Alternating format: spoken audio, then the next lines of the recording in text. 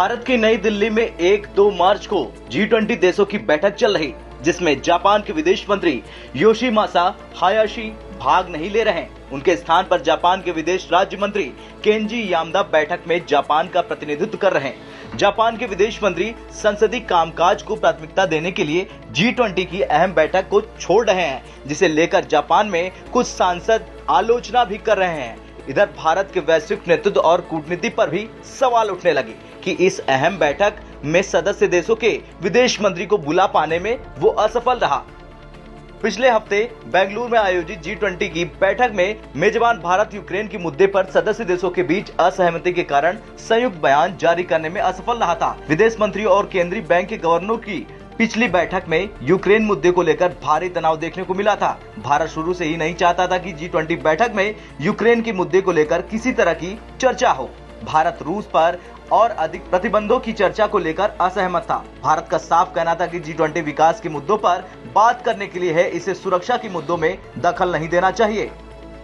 रूस को लेकर भारत के नरम रुख की आलोचना होती रही और G20 में भी भारत अपने रुख पर अड़ा हुआ है। भारत ने G20 की बैठक में रूस यूक्रेन युद्ध को युद्ध कहने का विरोध किया और कहा कि इसे चुनौती या संकट जैसे शब्दों में संबोधित किया जाए। हालांकि भारत इन शब्दों पर सदस्य देशों के बीच आम सहमति बनाने में विफल रहा।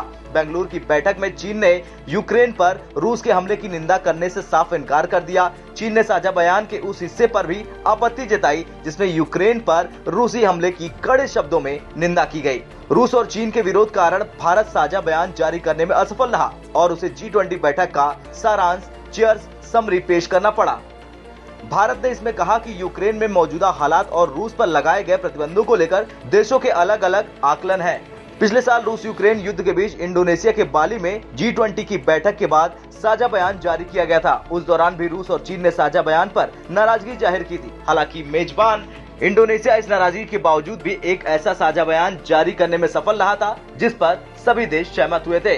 बाली के G20 के साझा बयान में कहा गया था कि बैठक में यूक्रेन की स्थिति पर चर्चा हुई। बयान में कहा गया कि हमने संयुक्त राष्ट्र सुरक्षा परिषद और संयुक्त राष्ट्र महासभा सहित अन्य मंचों में व्यक्त किए गए अपने रुख को दोहराया। हम यूक्रेन के खिलाफ रूस द्वारा की गई आक्रामकता की कड़े शब्दों में निंदा करते हैं और यूक्रेन के क्षेत्र से रूस की पूर्ण और बिना शर्त वापसी की मांग करते हैं।